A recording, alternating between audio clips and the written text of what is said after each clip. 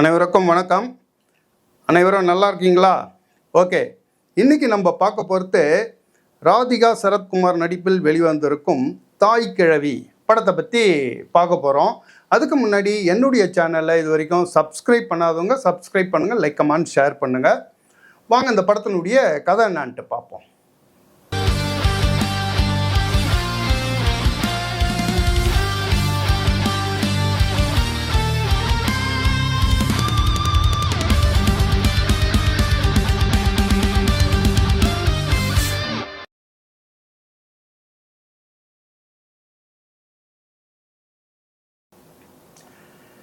தமிழ்நாட்டில் இருக்க ஒரு கிராமத்தில் வசிக்கிறவங்க பவுனுத்தாயி.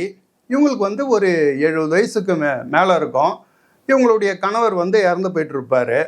இவங்க சின்ன வயசுலேருந்தே இவங்க கஷ்டப்பட்டு சேர்த்த பணத்தை வச்சுக்கிட்டு அந்த கிராமத்தில் வசிக்கிற மக்களுக்கு வட்டிக்கு பணத்தை கொடுத்து அதில் வர வட்டியை வச்சுக்கிட்டு வாழ்ந்துன்னு இருக்கிறாங்க.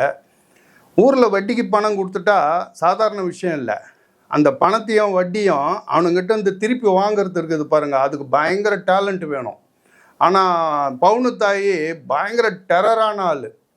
அவங்கக்கிட்ட இருந்த பணத்தையோ வாங்கிக்கிட்டு வட்டி கிட்டி கொடுக்காத விட்டிங்கன்னு வச்சுங்க, அது ஆம்பளையாக இருந்தாலும் சரி பொம்பளையாக இருந்தாலும் சரி தூக்கி போட்டு மெரிச்சிருவாங்க. அந்த மாதிரியான டெரரான ஆள் பவுனுத்தாயி. இதனாலேயே இவங்க இந்த கிராமத்து உள்ளே நடந்து வந்தாங்கன்னா பார்க்குறவங்கெல்லாம் தலை தெறிக்க ஓடுறான். இப்போ இவங்களுக்கு ஒரு 3 பசங்க ஒரு பொண்ணு. இந்த 3 பசங்களாம் ஒன்றே வேலை வெட்டிக்கு போகாமல் ஒன்றே அந்த அளவுக்கு ஸ்டாண்டர்ட் இல்லாத ஆளுங்க.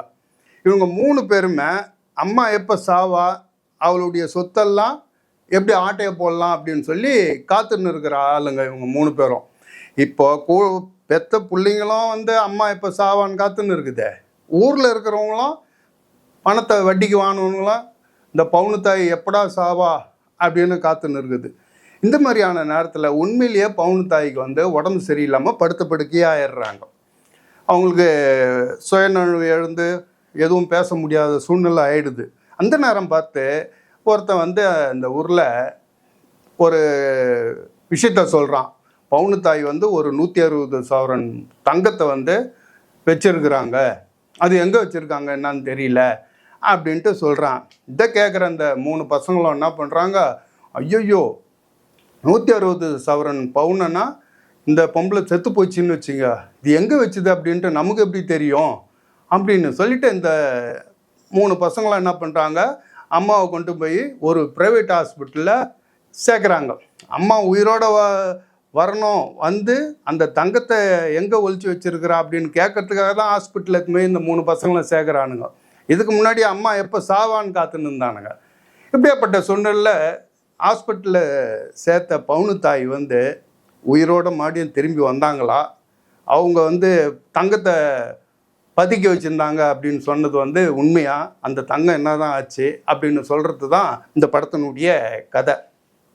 இதுக்கு முன்னாடி பெண்களை மையமாக வச்சு நிறைய படங்கள் வந்திருக்குது. அதுவும் குறிப்பாக வயசான கேரக்டரை வச்சு வந்தது எனக்கு தெரிஞ்சது ஏவிஎம் தயாரிப்பில் மனோரமா நடிப்பில் பாட்டி சொல்லை தத்தாதே அப்படின்னு ஒரு படம் வந்தது. அது அப்போ வந்த புதுசில் ரொம்ப நல்லா ஓடின வெற்றி படம் அது.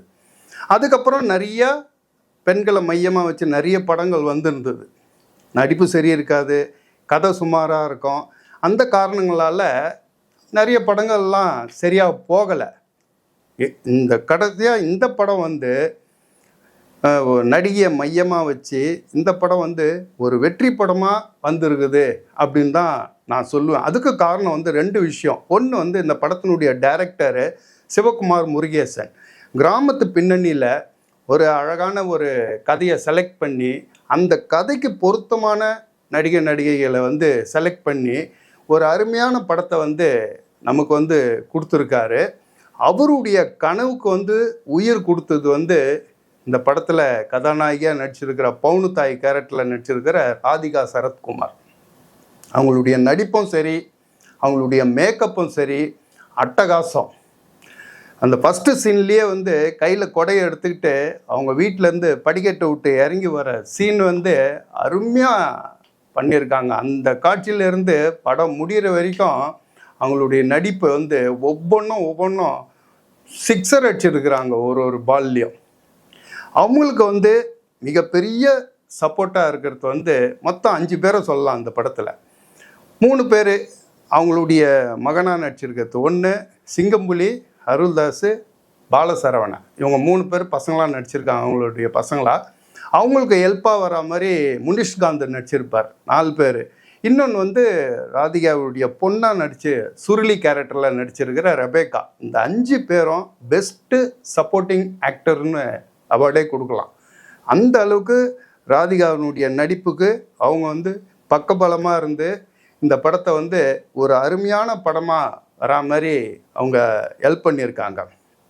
எனக்கு இந்த படத்தில் ஒரு 3 சீன் வந்து குறிப்பிட்டு சொல்லணும். ஒன்று வந்து முனிஷ்காந்த்னுடைய சீன் ஒன்று வருது.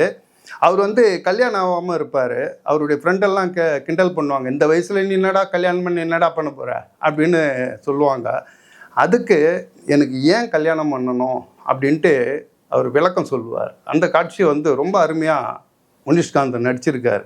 அதுக்கடுத்தது இந்த சுருளி கேரக்டரில் நடிச்சிருக்கிற ரெபேக்கா, அவங்களுடைய அம்மாவை பற்றி அவங்க ஹாஸ்பிட்டலில் அம்மா இருக்காங்க அப்படின்னு நினச்சி அவங்க சொல்கிற விதம் வந்து ரொம்ப அருமையாக இருக்கும். 3வது சீன் வந்து கிளைமேக்ஸ் சீன், ராதிகானுடைய ஆக்டிங். அந்த கிளைமேக்ஸ் சீனில் அவங்க உட்காந்துக்கின்னு அந்த டைலாக்கை அவங்க பேசுகிற விதம், அந்த டைலாக்னுடைய உச்சரிப்பு, அவங்களுடைய அந்த ஆக்டிங் எல்லாமே நம்ம பார்க்கும்போது நம்மளை மறந்து கைத்தட்டக்கூடிய சீன் அது. அவ்வளோ அருமையான சீன் அது, அந்த கிளைமேக்ஸ் சீன். இது இல்லாமல் இந்த படத்தில் கேமரா ஒர்க்கு, எடிட்டிங்கு, மியூசிக்கு எல்லாமே ஒரு வெற்றி படத்துக்கு என்ன தேவையோ அந்த தேவையை வந்து இந்த படத்துக்கு தாராளமாக கொடுத்துருக்காங்க. மியூசிக்கை பொறுத்த வரைக்கும் பாட்டு வந்து பெருசாக நமக்கு இது படத்துக்கு தேவையே இல்லை. அதை ஈடுகட்டும் விதமாக ரஜினி, கமல், விஜய், அஜித் படங்கள்லேருந்து நிறைய பழைய படங்களை படம் முழுக்க தெறிக்க விட்டுருக்காரு டைரக்டரு. எனக்கு வந்து இந்த படத்தில் வந்து குறைன்னு பார்த்தா 2 குறை தெரிஞ்சுது. ஃபஸ்ட்டு ஒரு விஷயம் என்ன குறைன்னு கேட்டால், இந்த படத்தினுடைய கதாநாயகி பவுனுத்தாய் வந்து பெண்களை வந்து ரொம்ப உயர்வாக பேசுகிற மாதிரி கேரக்டர் அது. அப்படியாப்பட்ட கேரக்டர் வந்து ஒரு இடத்துல வட்டிக்கு பணம் கொடுத்துருப்பாங்க. அந்த பணத்தை கேட்கறதுக்காக அவன் வீட்டுக்கு போவாங்க. இவங்க தான் டெரரான ஆளாச்சா. இவங்கள பார்த்த உடனே அவன் ஓடி ஒளிஞ்சிக்குவான். அவன் பொண்டாட்டி மட்டும்தான் இருக்கான் வீட்டில். அந்த அம்மாவை பார்த்து இவங்க ராதிகா கேட்பாங்க, எங்கடி உன் புருஷன் அப்படின்ட்டு. அந்த அம்மா அப்படியே பயந்து போய் எங்கே போனாலும் தெரிலம்மா, ஆள் இல்லைம்மா அப்படின்ட்டு அந்த அம்மா பயந்து சொல்லும். ஓடிட்டானா அவன். அன்றைக்கே அவனை வந்து வேஷ்டியை உருவிட்டு ஓட விட்டேன். என் பணம் வரலன்னு வச்சுக்கோ, உன் புடவையை உருவிடுவேன் அப்படின்ட்டு அந்த ஆளுடைய மனைவி கிட்ட வந்து பேசுவாங்க. இவங்க வந்து பெண்மையை உயர்த்தி பேசுகிற கேரக்டர் இது. ஒரு வில்லன் பேசுனா பரவாயில்ல, பெண்மையை உயர்த்தி பேசுகிற இந்த கேரக்டரே இன்னொரு பெண்ணை பார்த்து உன் புடவையை உருவிடுவேன் அப்படின்னு சொல்கிற அந்த இடம் வந்து எனக்கு என்னமோ நெருடலாக தெரிஞ்சுது அந்த சீனு. 2வது இன்னொரு குறை அப்படின்னு பார்த்தா, செகண்ட் ஹாப்பை கம்பேர் பண்ணும்போது ஃபஸ்ட் ஹாப்பு கொஞ்சம் ஸ்லோவாக போகுதோ அப்படின்ட்டு தெரிஞ்சுது. ஆனால் ஃபஸ்ட் ஹாப்பை வந்து கம்பேர் பண்ணி செகண்ட் ஹாப்பை நீங்கள் சொன்னீங்கன்னா செம்மையாக பண்ணியிருக்காங்க செகண்ட் ஹாப்பை. அந்த ஃபஸ்ட் ஹாப்புக்கு தகுந்த எல்லாத்தையும் ஈடு கட்டி வட்டியை முதலமாக செகண்ட் ஹாப்பில் கொடுத்துருக்குறாங்க. மற்றபடி இந்த படம் வந்து தியேட்டரில் போய் உட்காந்து ரசிக்க வேண்டிய ஒரு அருமையான படம். ஏன்னு கேட்டிங்கன்னா, ஒரு 2.5 மணி நேரம் நம்மளை மறந்து தியேட்டர்னுடைய எஃபெக்டில் உட்காந்து கைத்தட்டி ரசிக்க வேண்டிய ஒரு அருமையான படம் இது. இது வந்து ஓடிடியில் வரும், அப்போ பார்த்துக்கலாம் அப்படின்னு சொல்லிட்டு நீங்கள் வெயிட் பண்ணாதீங்க. தியேட்டரில் போய் பாருங்கள். நீங்கள் ஒரு படம் பார்த்துட்டு வெளியில் வரும்போது ஒரு சந்தோஷமாக ஒரு ஃபீல் குட் மூவியை பார்த்த ஒரு சந்தோஷம் உங்களுக்கு கண்டிப்பாக இருக்கும். ஓகே, உங்கள் உடம்பை நல்லா பார்த்துக்குங்க, நிறைய படிங்க. ஓகேவா?